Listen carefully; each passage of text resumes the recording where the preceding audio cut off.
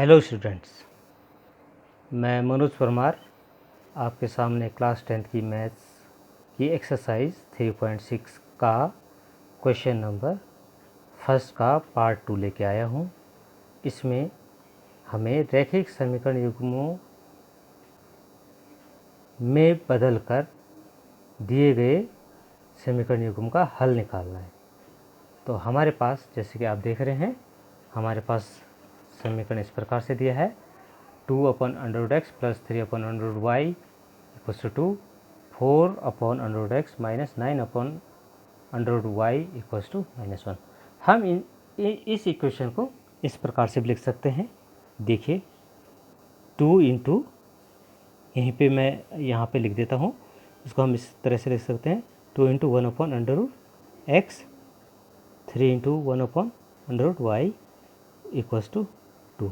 मैं इसलिए लिख रहा हूँ यहाँ पर कि कई बच्चे कंफ्यूज हो जाते हैं कि कैसे इसको हम बदल रहे हैं। ठीक है, तो इससे थोड़ा सा बच्चों को समझने में आसानी हो जाएगी। इसी प्रकार से समीकरण 2 को हम इस प्रकार से लिख सकते हैं 4 इंटू 1/√x - 9 इंटू 1/√y = -1। अब कैसे आसानी होगी, देखिए। अब हमने 1/√x समीकरण 1 में भी है, समीकरण 2 में भी है, 1/√y समीकरण 1 में भी है, समीकरण 2 में भी है। तो हम इस चर को आसानी से बदल सकते हैं। ठीक है, तो हम क्या करें कि समीकरण 1 और 2 में, समीकरण 1 व समीकरण 2 में 1/√x = a, 1/√y = b रखने पर या प्रतिस्थापित करने पर एक ही बात है। तो समीकरण 1 कैसे बदल जाएगी देखेंगे। अब बदली हुई समीकरण हो जाएगी 2 इंटू 1/√x क्या हो जाएगा, a, 2a हो जाएगा, प्लस 3 इंटू 1/√y को लिख देंगे हम b, दिख रहा है आपको, b = 2। इसको मैं समीकरण 3 लिख देता हूँ, नए रूप में आ गया ये, इसलिए 3 लिख दिया। ऐसे ही 4 into a plus minus 9 into b = -1, इसको 4 लिख देते हैं। अब इसको आप हल करने के लिए किसी एक विधि का प्रयोग कर सकते हैं, चाहे आप ग्राफिक विधि से कीजिए, विलोपन विधि से कीजिए, प्रतिस्थापन विधि से कीजिए, बीजगणन विधि से कीजिए। ये आपकी इच्छा पे डिपेंड करता है कौन सी विधि आपको सबसे अच्छी लगती है और किस विधि से आप इसको आराम से कर सकते हैं। तो मैं यहाँ पे विलोपन विधि का ही प्रयोग करूँगा। और अक्सर मैं बच्चों को यही बोलता हूँ कि अगर आपको, जहाँ तक बोर्ड परीक्षा की बात है, अगर लिखा नहीं है कि इस पर्टिकुलर विधि से आपको हल करना है, तब तक आप अपनी मर्ज़ी से कर सकते हैं। अगर लिखा है कि बीजगणन विधि से करना है, तो बीजगणन विधि से ही करना पड़ेगा आपको, ऐसे नहीं कि वहाँ पे विलोपन विधि का प्रयोग करेंगे। तो मैं यहाँ पे देखिए समीकरण 3 को 2 से गुणा करके समीकरण 4 घटाने पर, 2 से गुणा इसलिए किया ताकि ये जो है हमारे पास जो दे रखे हैं a के गुणांक समान हो जाएंगे। यहाँ 2 है, यहाँ 4 है, तो 2 को 4 बनाने के लिए 2 का गुणा करना पड़ेगा। ठीक है, तो समीकरण 3 को 2 का गुणा किया तो 2 दूनी 4, 3 दूनी 6, 2 दूनी 4, और समीकरण 4 को ऐसे लिखेंगे जैसा है, ये हमने लिख दिया है। अब घटाने पर पहले भी बताया है, जब भी हम घटाएंगे तो चिन्ह बदल देंगे, माइनस का प्लस, प्लस का माइनस, और माइनस का फिर प्लस कर देंगे। ये थोड़ा सा ध्यान रखेंगे। ठीक है, मैं यहाँ पे 4a से 4a को कैंसिल कर देता हूँ, ये प्लस माइनस है।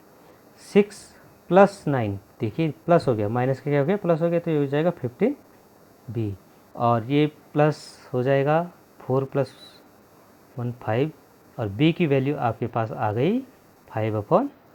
तो ये हो जाएगा 5 × 1 = 5, 5 × 3 = 15। b की वैल्यू आ गई 1/3। अब इस b का मान जो आपके पास b की वैल्यू आई 1/3, b का यह मान समीकरण 3 में रखने पर, अब देखिए 2a ये अपनी जगह पे है प्लस 3 × b की जगह 1/3 हो जाएगा। ये मान रख दिया हमने, b का मान देखिए, b का मान 1/3 रख दिया है। ठीक है, तो ये हो जाएगा 2a = ये 3 से 3 कैंसिल हो जाएगा। उसको मैं एक लाइन एक्स्ट्रा लिख देता हूँ यहाँ पे ताकि समझ में आ जाए।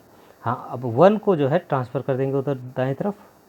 पहले बताया है चर को आप बाएं तरफ रखेंगे और चर को दाएं तरफ रखेंगे। तो जब ये पक्षांतर करेंगे एक का तो ये माइनस हो जाएगा, तो इससे आपके पास 1 प्राप्त हो जाएगा। तो a की वैल्यू क्या हो जाएगी, यहाँ पे 2a क्या आ जा रहा है, 1 आ जा रहा है, तो a की वैल्यू हो जाएगी 1/2। तो यहाँ जो है हमारे पास a की वैल्यू आ गई 1/2, वो b की वैल्यू क्या आ गई 1/3। a व b का मान पुनः प्रतिस्थापित करने पर,